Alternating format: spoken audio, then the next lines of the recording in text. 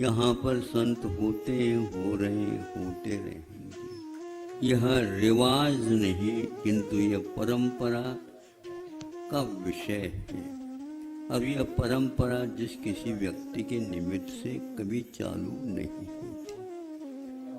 आज वह हो या न हो जीवित, किंतु परंपरा जीवित रहने से इतिहास हमारे सामने आ जाता है।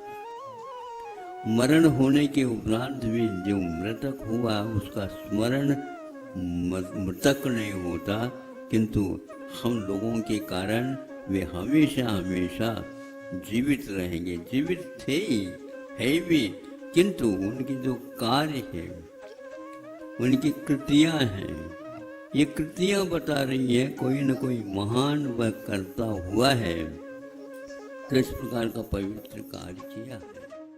हमें रास्तों की जरूरत नहीं है, हमें तेरे पैरों के निशान मिल गए हैं।